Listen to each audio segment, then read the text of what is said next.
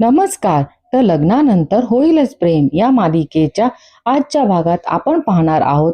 नंदिनीने कौन्सिलरला घरी बोलवलं असतं. तेव्हा कौन्सिलर पिहूशी बोलते की पिहू तू कुठल्या स्टँडर्ड मध्ये आहे. पिहू बोलते की फिफ्थ मध्ये आहे. कौन्सिलर बोलते की तू शाळेमध्ये मस्ती करते की अगदी स्कॉलर स्टुडंट आहे. पिहू बोलते की थोडी मस्ती करते, थोडा अभ्यास करते. कौन्सिलर बोलते की खायला तुला काय आवडतं.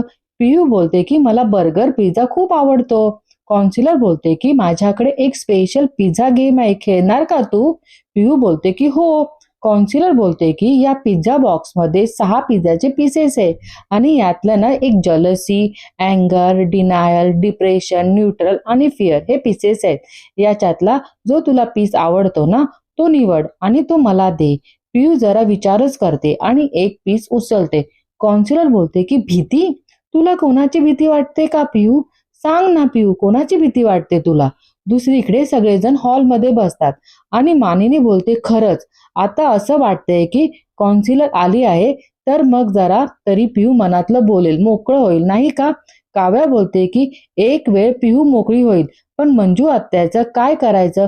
मगाशी कशा वागत होत्या त्या. असं वाटत होतं कधी वेळ लागेल की काय त्यांना. पार्थ बोलतो की इकडे तिकडे बघा नाहीतर पुढचा नंबर तुमचाच असेल. सगळ्यांचा हसी मजाक चालू असतं. काव्या बोलते की मी नाही घाबरत कोणाला, आधीच सांगते मी.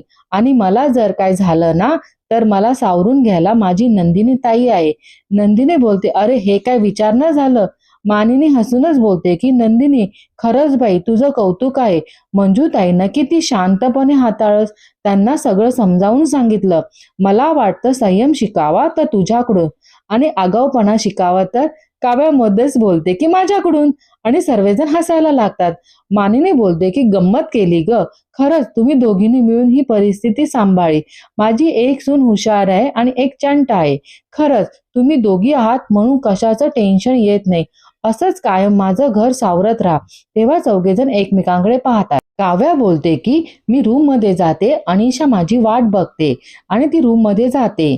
मानिनी नंदिनीला बोलते की नैवेद्य बनवला आहे तर तू देवाला दाखव. तर पार्थ मध्येच बोलतो की तुम्ही जोडीने नैवेद्य दाखवा. मानिनी पार्थला बोलते की दोघांनी एकत्र नैवेद्य तयार केलंय आणि दोघेजण एकत्र नैवेद्य दाखवायला जातात. तर दुसरीकडे कौन्सिलर बोलते की सांग ना पिऊ, कोणाची भीती वाटते तुला. पिऊ पिझ्झा पीस बघून बघतच बसते आणि तिला आत्याचं सगळं बोलणं आठवतं आणि ती घाबरून जाते. ते हे कौन्सिलरच्या लक्षात येतं आणि कौन्सिलर विषय चेंज करून बोलते की आपण दुसरा गेम खेळूया. पिहू मान हलवते. कौन्सिलर बोलते की रॅपिड फायर खेळशील. पिहू हो बोलते. कौन्सिलर बोलते की मी तुला एक वर्ड विचारेन, त्यातून तुला कोणता शब्द आठवतो ना ते तू मला सांगायचं, सांगशील. पिहू मान हलवते. कौन्सिलर बोलते की बेस्ट फ्रेंड. पिहू अक्षरा बोलते. कौन्सिलर बोलते की प्रेम. पिहू बोलते की गुलाबजामुन. कौन्सिलर बोलते की टाइम बॉब. पिहू बोलते की माझी आई. कौन्सिलर बोलते की सिक्रेट. तेव्हा पिहू बोलते की नंदिनी वहिनी. कौन्सिलर बोलते की सिक्रेट, कसलं सिक्रेट. तेव्हा पिहू खूपच घाबरलेली असते आणि बोलते की आपण हे गेम थांबूया का, माझं खूप डोकं दुखते आणि तिथून निघून जाते. कौन्सिलर बोलते की सिक्रेट नंदिनी. तर दुसरीकडे अनिशा खुश होऊन बोलते की ओ माय गॉड, एका बेडवर झोपता तुम्ही, प्रगती आहे हा. काव्या बोलते की तू तुझं विमान प्लीज खाली आणशील. अनिशा हे बघ, आम्ही एका बेडवर झोपतो म्हणजे तसं नाही ग. आम्ही एका बेडवर झोपतो म्हणजे त्या बोक्याचं तोंड तिकडे आणि माझं तोंड इकडे, कळलं का. अनिशा बोलते की लग्न जर इतकं रोमॅन्टिक असेल ना तर मला पण लग्न करायचंय. काव्या चिडूनच बोलते की कसलं रोमॅन्टिक, आम्ही फक्त रूम पार्टनर आहोत, दॅट्स इट, बाकी काही नाही. अनिशा बोलते की मन बना लो तो रूम पार्टनर से लाईफ पार्टनर बन सकते. काव्या चिडूनच बोलते की अनिशा असं काही नाही होणार आहे आमच्यात, कळलं. अनिशा काव्याचा फ्रेंडशिप बँड बघते आणि बोलते की वाव, हा बँड कोणी बांधला तुला. काव्या जरा टाळते. अनिशा पुन्हा विचारते की कोणी बांधला बँड. काव्या तू काही बोलत नाही म्हणजे नक्कीच पार्थने बांधला असणार. पार्थने तुला बँड बांधला आणि तरी तू म्हणते आमच्यात काही होणार नाही म्हणून. काव्या बोलते की झालं तुझं बोलून, आता मी बोलू. काव्या बोलते की अगं मी झोपले होते गाढ. झोपले होते तेव्हा बोका अचानक आला आणि त्याने बांधला ग हा बँड माझ्या हातातलं, मला कळलं नाही. आता ठीक आहे ना, बांधला तर बांधला, एवढं काय त्यात. आणि आज सकाळपासून बोका जरा बदलल्यासारखा वाटतंय. अनिशा बोलते की त्याने बदलायची नाही, तुला बदलायची गरज आहे. विचार कर त्याचा. अगं काव्या, काय म्हणते मी? काव्या बोलते की अनिशा, काय चाललं आहे तुझं? घरात काय चाललं आहे तुझं? इथे काय चाललं? पियूसाठी काउन्सिलर आले आहे, त्यांच्याकडून छान पॉझिटिव्ह काहीतरी रिस्पॉन्स येऊ दे, पियूचं सेशन चांगलं होऊ दे, मग बघू ना या बोकायचं काय करायचं ते. आणि ती विचार करते. तर दुसरीकडे काउन्सिलर आणि घरातले सर्वजण हॉलमध्ये येतात आणि नंदिनी काउन्सिलरला बोलते की मॅम, कसं झालं सेशन? तेव्हा काउन्सिलर बोलते की इट वॉज क्वाईट गुड, पण मला आणखी काही सेशन करावे लागते. पियूची बोलल्यावर मला एक जाणवलं की ती नेहमी अशी गप्प बसणाऱ्यातली नसेल. मंजू बोलते की अजिबात नाही, सतत बडबड करत असते ती तर. काउन्सिलर बोलते की पण तिच्यात हा जो बदल झाला आहे तो नुकताच झाला आहे, बरोबर ना? नंदिनी हो बोलते. मानिनी बोलते की घरात खरं तर नंदिनी जास्त तिच्याशी बोलते आणि तिच्याकडून काही काही गोष्टी काढून घेण्याचा प्रयत्नही करते. काउन्सिलर बोलते की ते तिच्या बोलण्यातूनही जाणवलं. पार्थ बोलतो की अजून काही जाणवलं का? बोलली का ती? काउन्सिलर बोलते की एक गोष्ट जाणवली, तिला कोणाची तरी भीती वाटते. तेव्हा तिथे आत्या आणि रम्या जरा घाबरतात. काउन्सिलर बोलते की कोणाची ते ती सांगू शकत नाही, पण ही जी भीती आहे ती एका सिक्रेटशी कनेक्टेड आहे. नंदिनी बोलते की सिक्रेट? काउन्सिलर बोलते की हो, आणि ते सिक्रेट तुझ्याशी कनेक्टेड आहे नंदिनी, कारण मी सिक्रेट विचारल्यावर तिने तुझं नाव घेतलं. सगळेजण शॉक होऊन बघतात. नंदिनी बोलते की तिने माझं नाव का घेतलं असेल? काउन्सिलर बोलते की तेच आपल्याला तिच्याकडून काढून घ्यायचं आहे. नंदिनी, तू तिचं कन्फर्ट स्पेस आहे, पण तरी हे सिक्रेट तुझ्याशी रिलेटेड आहे, म्हणजे ती इतक्या पटकन आपल्याला सहज सांगणार नाही. मानिनी बोलते की म्हणजे ती जोपर्यंत सांगत नाही, बोलत नाही, तोपर्यंत तिला त्रास होतच राहील ना?